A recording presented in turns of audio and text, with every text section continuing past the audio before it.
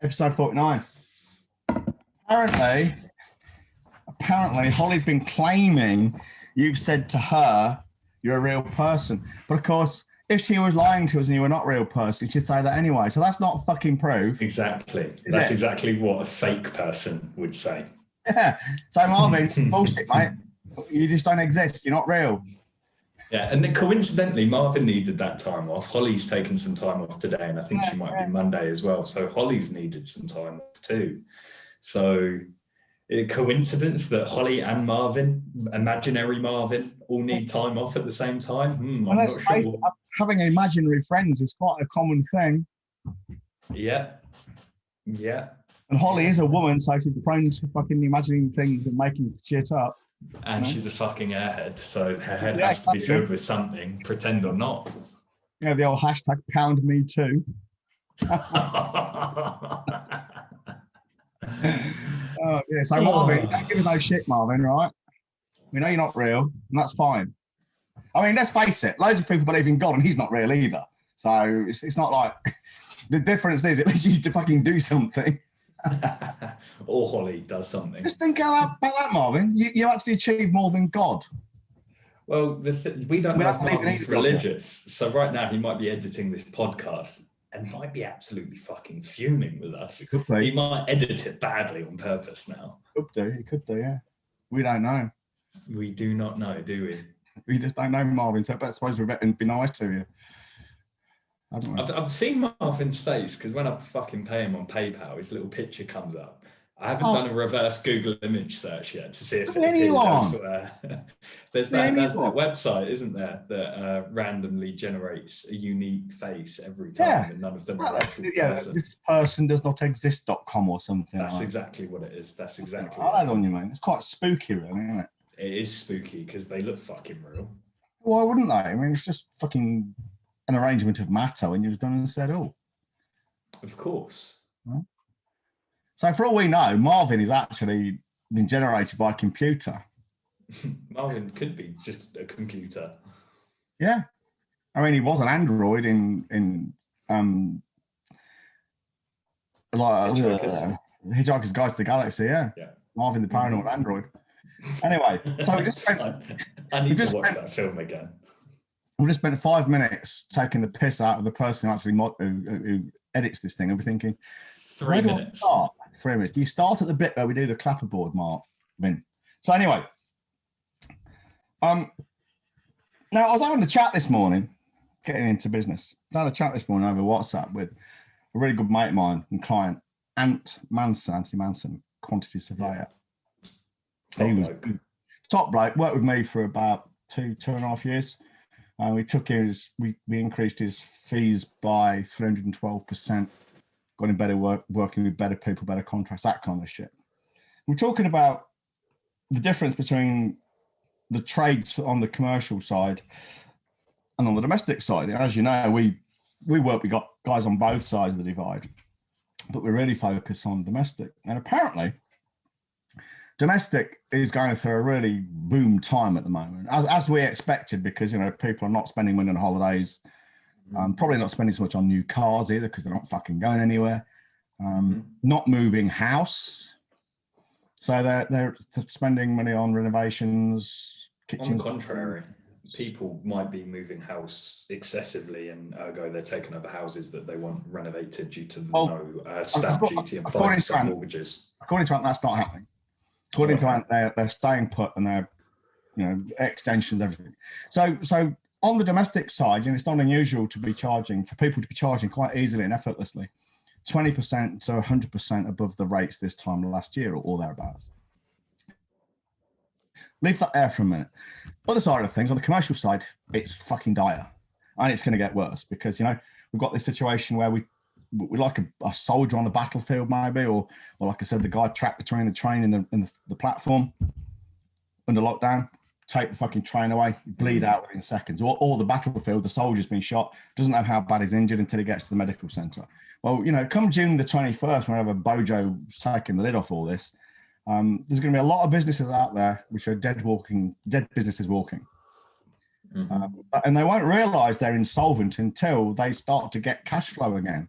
And when there's loads of, I mean, certainly on the subcontracting side, there's loads of things, you know, there's fucking firms have been stealing literally furlough payments.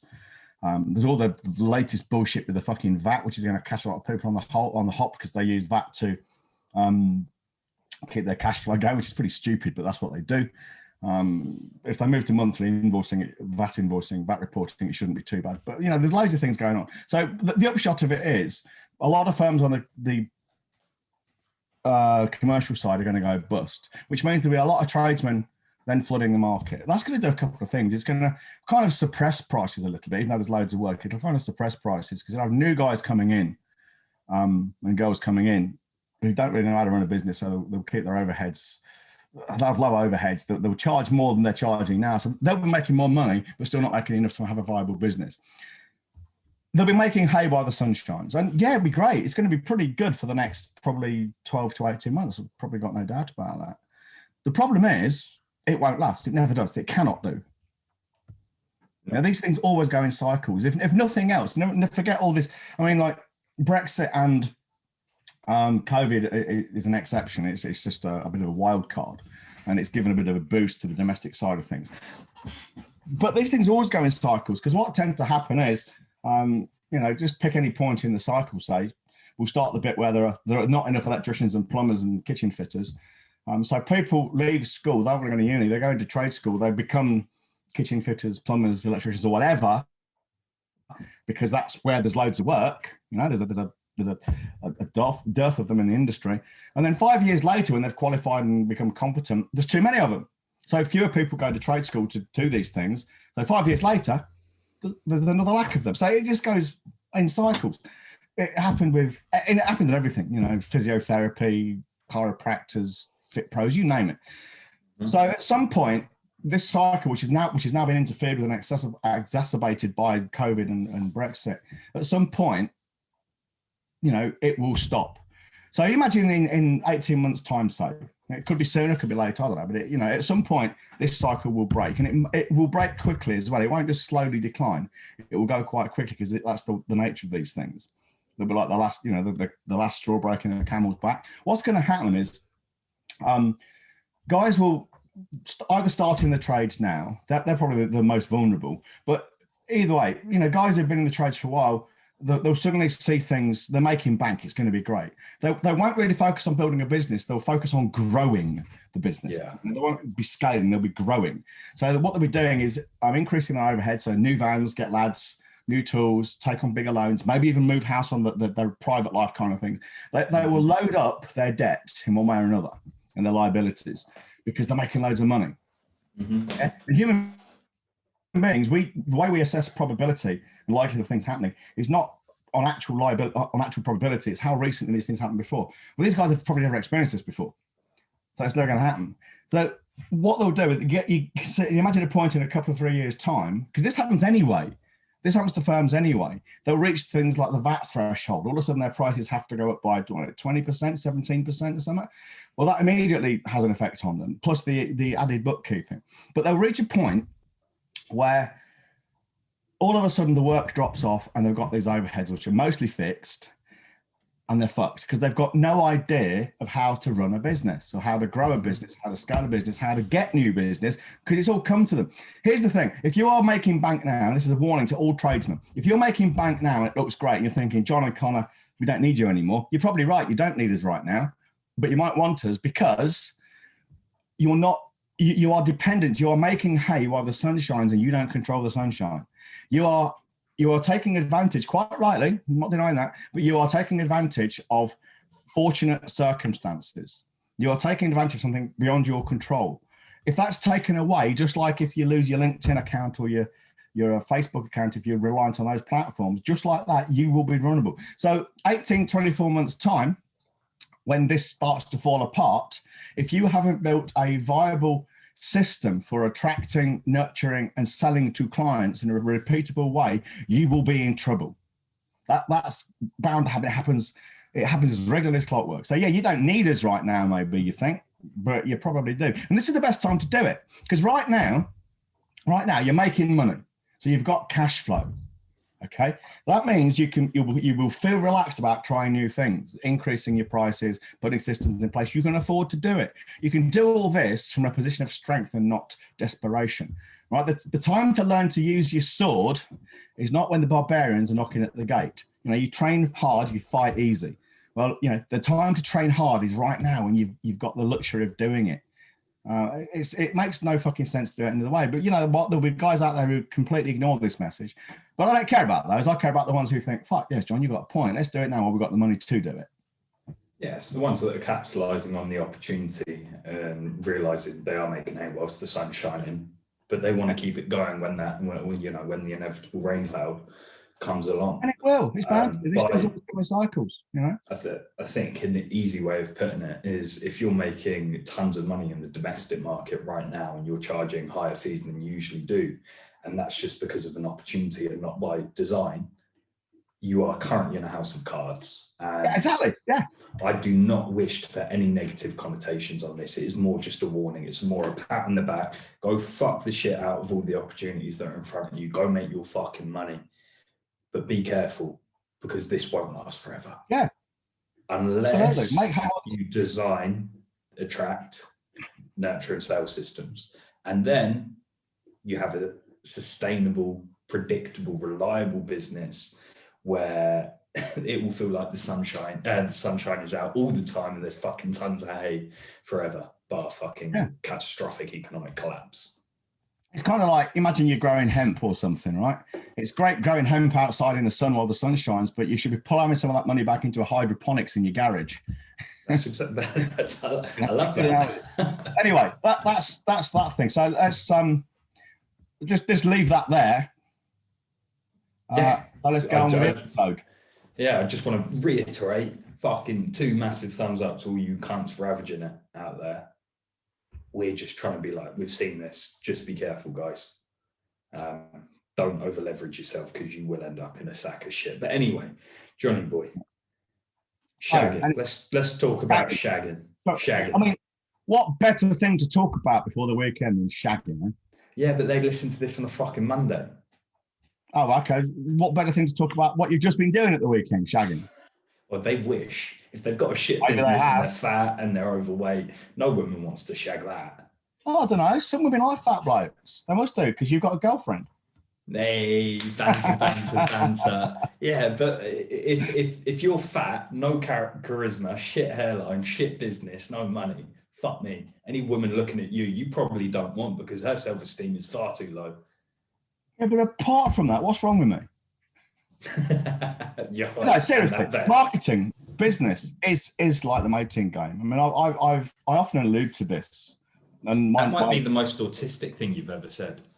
What's that? The mating game.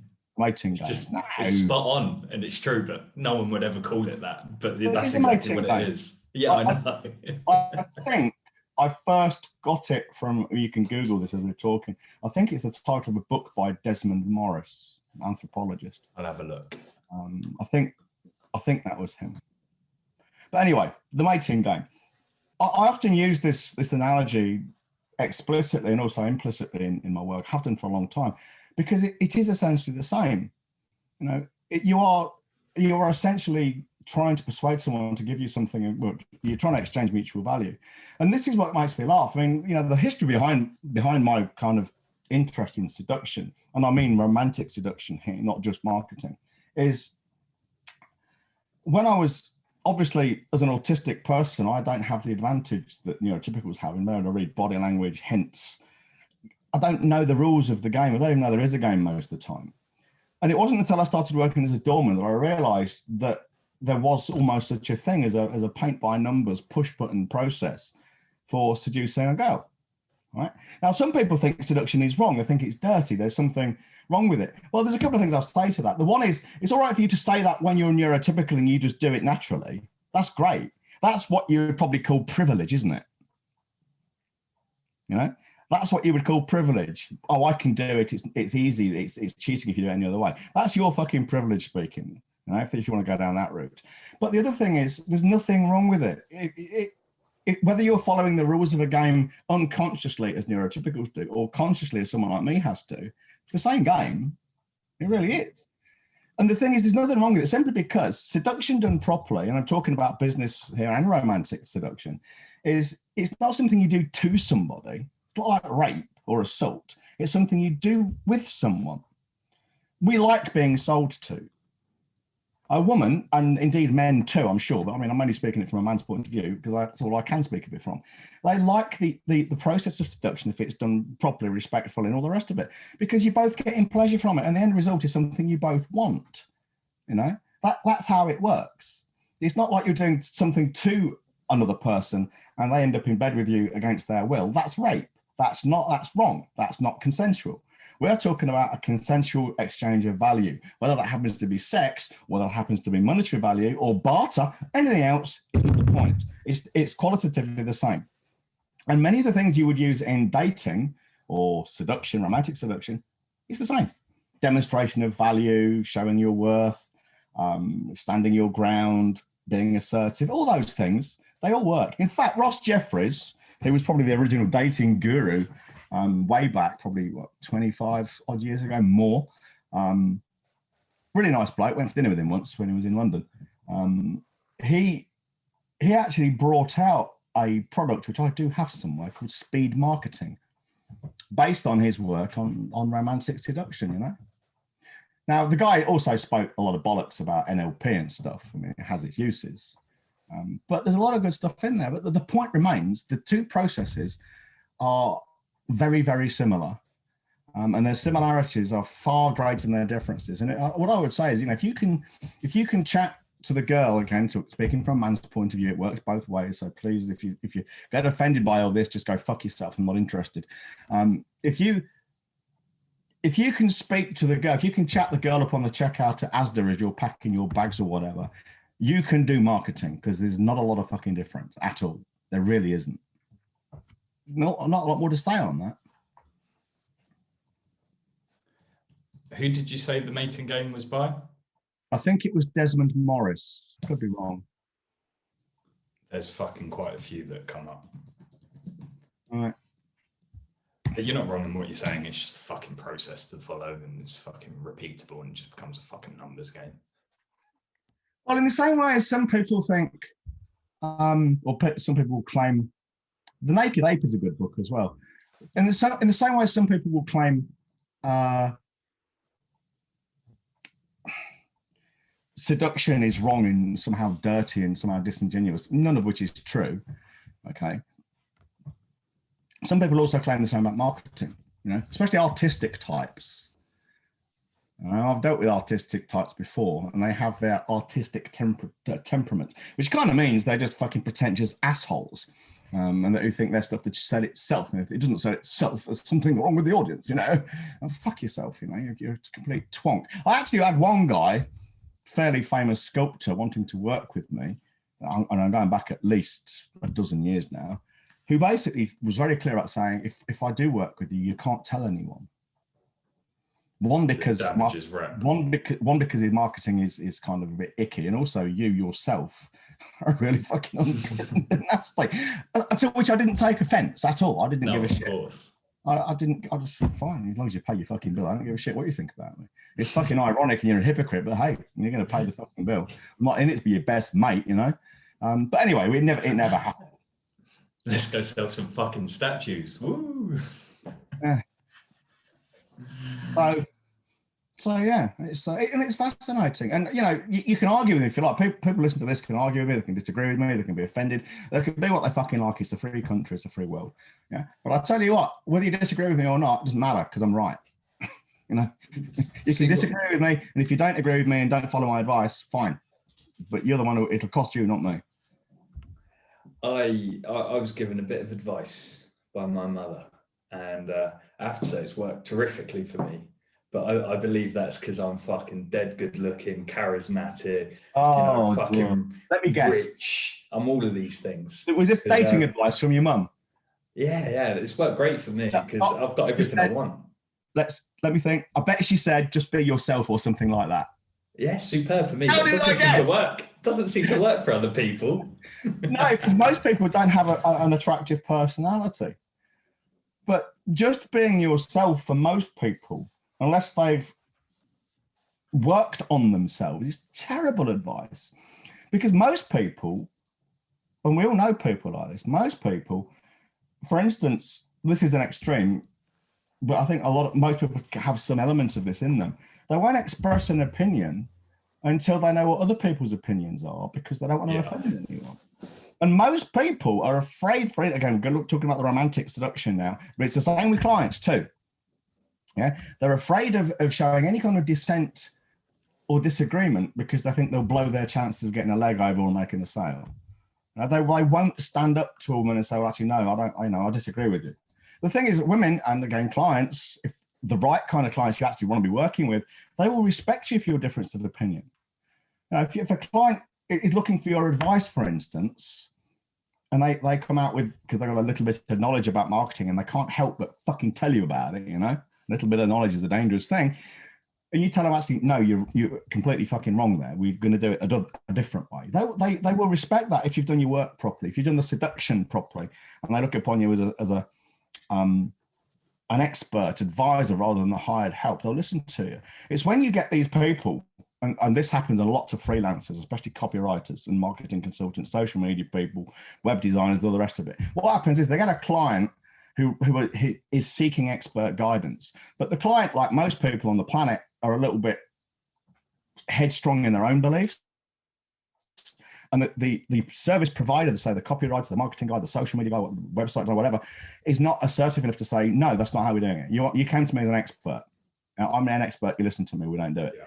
So they'll just say, yeah, let's do this. Let's do this collaboratively. Let's take your ideas on board and see what we can do with them. It doesn't then work because the client hasn't got a fucking clue. Because if they did, they'd be doing the fucker themselves. It doesn't work, and then the freelancer gets the blame.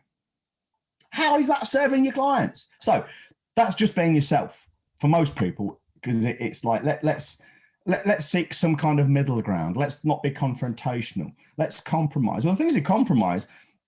An effective compromise is not where you both get something you don't want. Yeah? An effective compromise is not giving up something you do want for something you don't. An effective compromise is when you both get something you want. That's what compromise is. It's not. It's treated like a dirty word, but it's not. It's a good thing to do. You both should be getting what you want. Otherwise, why the fuck are you doing it in the first place? But just being yourself, for most people who are untrained in sales, untrained in negotiation, being yourself, and it's the same for seduction too, is a really fucking bad idea. Because being yourself would be when you're afraid to give in to the fear for most people. Well, if you're afraid to say no to a discount, you give the discount, you're fucking yourself over. Basically, you can only be yourself once you've gone for a quantum shift of changing who you are. Yeah, there's only value in being yourself for most people once they've actually become someone who's worth being. And look at the world around us. Most people, they've got no values, really. I mean, I'm not saying most people are walking around raping women or beating kids, because they're not. Most people do the right thing in most circumstances most of the time. But very few people have hard and fast rules. Very few people have a hard and fast moral code like we do. Very few people stick by the maxim we do, which is, you know, if it isn't the right thing, don't do it. If it isn't true, don't say it. You know, we fucking live, breathe, and shit those words. Other people, well, they don't even think about them. It's not that it's not on their radar. It's that they don't even have the fucking radar. They don't even teach him this kind of thing in school. Yeah, they miss the critical equipment. What do they teach in school? They teach you to be nice. Really? They don't teach moral fortitude. They don't teach values. They don't teach ethics. They teach niceness. Well, to a lot of people, being nice is, can't we just all agree? No, because some people are just fucking wrong. And saying things like, it has, you know, it really is, it does real harm, because people will say, well, you know, if you think vaccines cause autism, that's just a different worldview and they're all valid. No, they're not. It's a fucking stupid worldview and it's wrong, you know. But saying that is not nice, so we won't do it, will we, children? No, Mrs. Henderson, we won't. You know, fuck that for a fucking game of fucking soldiers. I had some complete twit, right? Get this right. Some complete fucking twit. He's done it twice now. Three strikes I'm going to let rip. on my fucking LinkedIn complained about me swearing. Not basically saying, not complaining, basically saying, I agree with everything you say, but it's too sweary for me. On your posts or yeah, on my videos, my own fucking videos. And then he says you're going to put captions on there, minus the swearing, of course. And I says, well, if I do the captions, it's unlikely if I do, I'll include the swear words. You don't like it, you have to read it. If he comes back again, I'm going to fucking rip him a new one and say, look, what is this? I really don't give a fuck about your opinion. It, like you, is irrelevant. You don't like it, don't listen to it, don't read it. You were a fucking employee of Amazon, not a business owner. Go fuck yourself. Why haven't you blocked him, John? Oh, because I'm indifferent to him. Yeah, I know, but his opinion is riling you. Well, not really. We're just in the fucking podcast. I know. But I'm not getting angry! We're LinkedIn to do business. Why the fuck are you letting some Amazon employee fucking comment on the shit? Fuck him. Not really. I mean, I could block him, I suppose, but it's not really a blockable offence as far as I'm concerned. Yeah, but he shouldn't even be on your friends' fucking list. We're there to fucking make money, not chat to Amazon cunts. I don't give a fuck what you think. You follow my fucking strategy on LinkedIn. When? Since fucking the last over a year. Fuck off. You fucking hijacked my Facebook and posted wank to that fucking group. Oh, there's a good reason for it. God. Yes, well, dear listener, Connor has done the most unspeakable things to my reputation on Facebook. He really fucking has. I'm so embarrassed. Well, I would be if I got embarrassed. My street cred now on Facebook is 0. You do realise that? Let's not even talk about it because you ruined my weekend. Yeah, I felt dirty doing it. Much like you know what I feel like? What do you feel like? I feel like a life coach. Shut up. Shut up, please. I do. Shut up. I'm going to start speaking like a life coach. You're going to start fucking having no podcast co-host. Yeah, Connie, you sound a bit upset, mate. How are you feeling? I am upset. Oh man, is it something from your past? Yes. Oh man, that must be awful. You're going to tell me about it? No. Why not? My sense of resistance there, Connor. I mean, your mindset. You really need to work on your mindset. Mindset's everything, you know. But how? Well, if you can't see that, then I think you need to pay me more money. What the fuck? This is some twisted fallacy. I can't do it to myself. I can't do it to myself. I was quite enjoying that. Please, carry on. I wasn't. God. Well, anyway, back to what I was trying to make a really cool fucking segue. So anyway, yes, we've fucked you on Facebook, specifically in the group. We've been advised from someone who's doing rather well from their Facebook group that if we want to use our Facebook group again, we have to go through this series of very cringy posts. It's called a Facebook group reactivation plan. You basically post the shittest content I've ever seen in my life that you fucking cunts apparently love. And it essentially tells Facebook this group is going to be used again, yada, yada, yada. Going out under my name.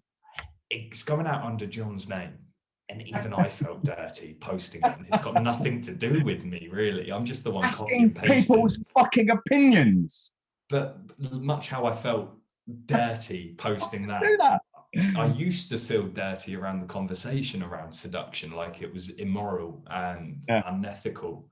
But it was only until I had that conversation with you, and I believe I was probably 19 years of age, that you told me seduction is a noble and ethical pursuit. Yeah, it is. Definitely. It's seduction. You know, let's be very clear about this. Now, the business kind of equivalent would be seduction as opposed to, say, manipulation, or I don't know what you would call it, abuse, I suppose. The business equivalent or the business analogy would be the difference between persuasion and manipulation. Okay? There's nothing wrong with persuasion at all. Persuasion is where you both get what you want. Manipulation is where I get what I want and it doesn't matter what you get. I don't care. That's two different things. There's a big difference. And the same with seduction. Seduction is a two-way thing. It's a dance, if you like. Two people do the same dance and they both enjoy it. Yeah? When it's not done in a seductive manner, then it becomes more like manipulation, where say a guy will trick a girl into bed, making false promises and that kind of thing. And she ends up feeling used and dirty, which is her own fault for consenting in the first place. But, you know, it doesn't end well for anyone. That's a different thing. Okay, I'm talking about a seduction where both parties get what they want and enjoy the process of getting it. Just the same as in sales. Now, it's noble and ethical because, one, there's an end result you both want. And giving someone the end result they want in a way they want to get it, how is that not noble and ethical? How can it not be?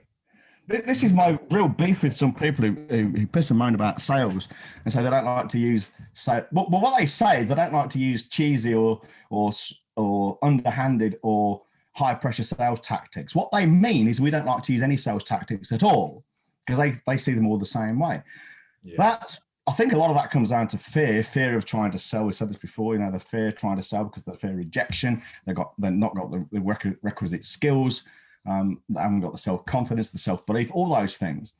But ultimately, you know, if we said it before, if you can solve your clients' problems and you know it, it's your duty to sell to them.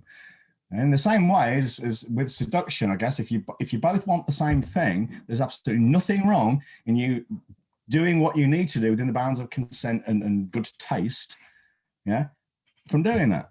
So, I mean, there are guys out there in the seduction community who do lie to girls and cheat and make all kinds of promises. It's not my business to tell them they can't do that because they're not actually doing anything without consent. It's all done consensually. Not something I would do because it's just not. Why would you do that when you can get the same result for both of you without doing it?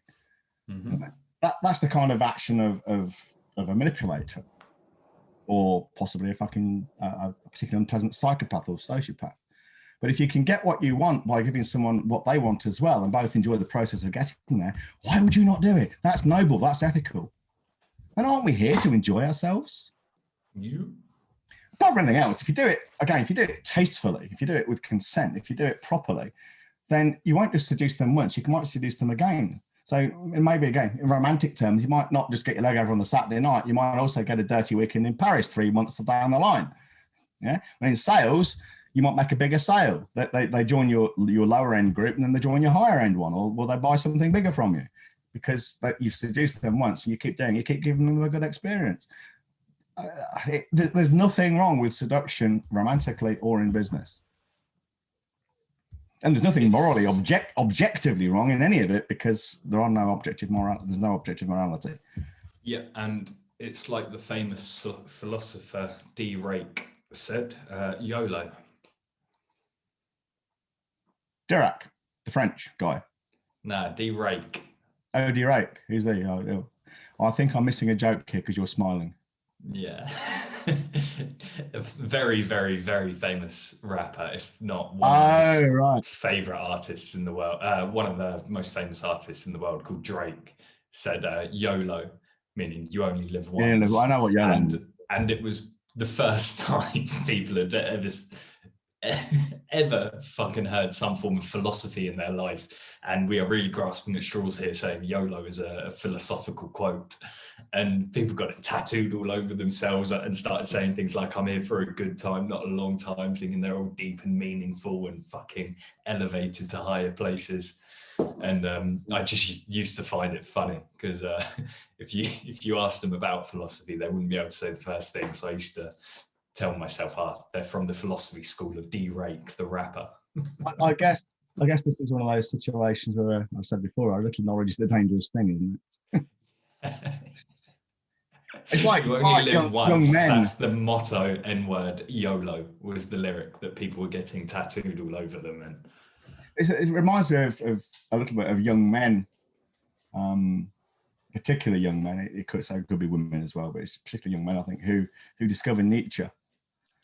Nietzsche, Nietzsche the philosopher, and go down Friedrich Nietzsche and go down the nihilistic. Friedrich.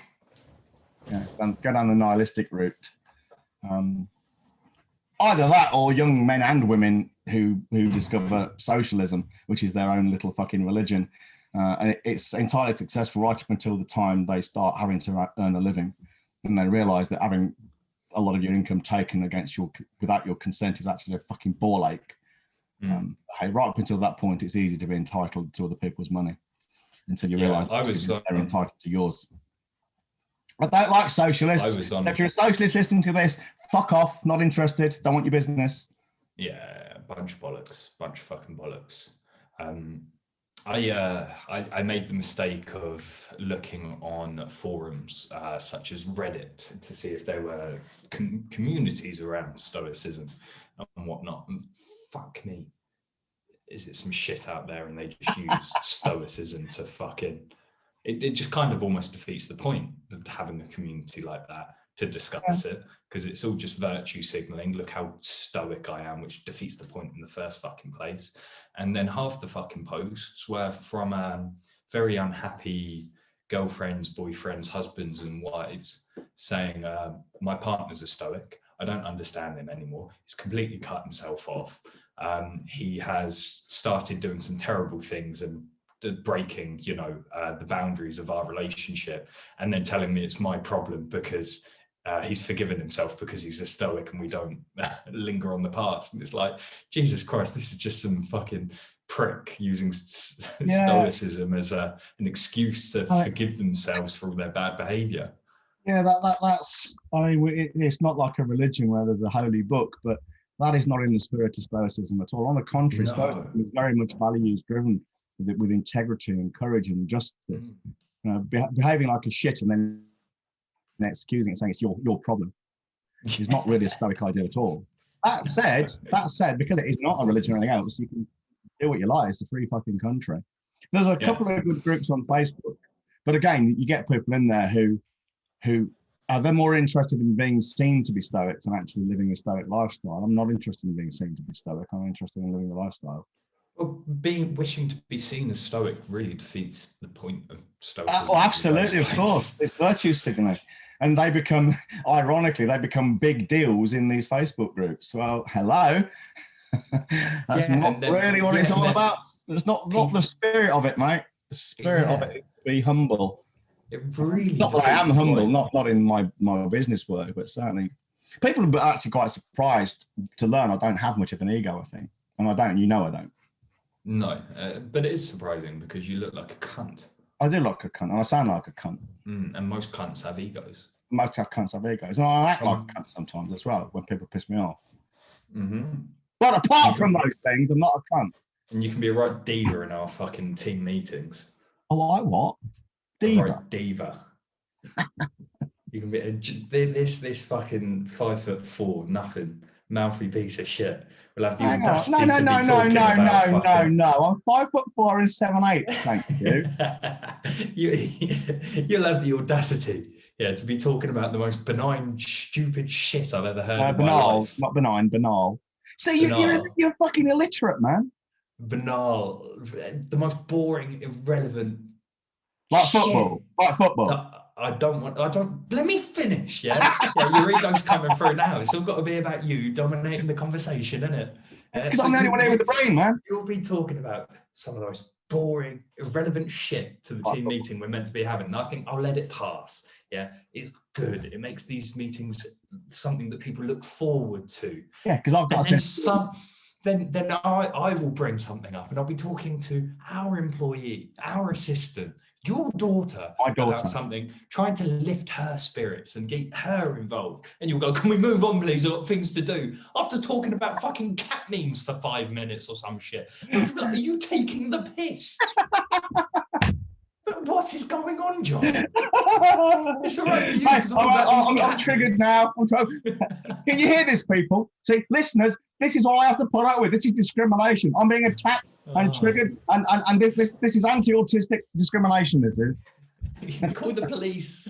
Yeah, call the police. Report him. The transatlantic police. So I can make a complaint and get you arrested. Oh, God. Is it unreal how people can get arrested over making tweets that people get their feelings hurt by? Oh, wow. It's some of the things that... Why don't you just fucking grow up, man? They're abhorrent. It is abhorrent. But it is abhorrent. What happened to free fucking speech? Well, this is the problem living in a parliamentary democracy where you have no constitution. It's not a republic. I completely agree. Everyone should, in an ideal world, be able to go on social media and not be abused and go their merry way. But unfortunately, the world isn't like that. You don't get what you want. There will always be racists out there. There will always be bigots, sexists, ageist, all of these things out there. And the minute you put yourself onto an open platform, you are putting yourself at risk for these attacks. Should it happen? Am I saying it should happen? No. But you can't be surprised when it does, and nothing will ever stop it, because these companies will not enforce the ridiculous idea that every account has to be verified by government issued ID. And sometimes, of course, people are complaining just because they've had their feelings hurt. Now, you and I will laugh at the most inappropriate jokes in the right company. Of course I do. You know? I've got black friends who send me these funny memes, some of which are racist, because they find it funny as well. Because, you know, and this actually, research has shown it's a sign of intelligence if you can laugh at things like that. You know, if you can laugh at dark humor, it's a sign of intelligence. And one of the hypotheses is you are intelligent enough to separate the humor and the fantasy, if you like, of the joke from reality. Now, laughing at a joke about something like Madeleine McCann is not the same as laughing at Madeleine McCann's disappearance. It's not the same thing at all. Stupid people can't get that. And people who have got this fucking inbuilt mechanism for seeking out the most offensive things they can find because they want to be offended, they can't see that. All right. So, but you can be arrested now because someone reads a tweet that wasn't meant for them. It was just a joke about Captain Tom, say. They found it offensive, made a complaint against it, they get arrested. Communications Decency Act of 1984. Well, I'm sorry, that is pathetic. Whether, you know, Captain Tom was worthy of all the respect in the world doesn't mean to say you can't make funny jokes about him, because I've seen some funny ones. Yeah, like the one about Captain Tom at the bottom of the stairway to heaven. He's got his walking frame and he's got these stairs he can't climb up and he's going, oh, bugger. Well, that's inoffensive. And I'm sure I can pretty much imagine that Captain Tom would actually laugh at that himself. Yeah, I'd imagine so. But, you know, if you find that offensive, you don't have to look at it.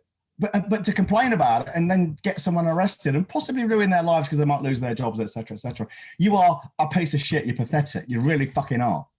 You really have to be able to separate the joke from the actuality, because, funny enough, Captain Tom is not at the bottom of the stairway to heaven, and he is not, in fact, stuck there thinking, oh, bugger, and it is not unfair. He is merely dead, bless his soul, and there is nothing left for him. He's not looking down on us. No, he's accomplished fucking some great things, but he's not with anyone. He's not at the bottom of the stairs, most fucking importantly. Mental, fucking mental. The wave function collapsed and entropy decreed that the emergent property of the complex adaptive system of his neurons, which was Captain Tom, is no more. That's it. Yeah. Where we all end up, dissipating into the ether that's not there. Anyway, there's no one to hate. I wish I fucking go out in the same way Captain Tom did, just walk around my garden, done a few miles at the age of fucking 90 or whatever he was. 25 miles, was it? No, your age is when I want you to go. Yeah, right now. I'm 24. I know. But yeah, what a way to go out. Just fucking smash the shit out of the NHS, raise loads of money, which you shouldn't have to do in the first place, by the fucking way. That should not be happening in the way the society's built up. But fuck me, we should just abolish the whole thing anyway. But that's a whole different conversation again. You went out with dignity and honour.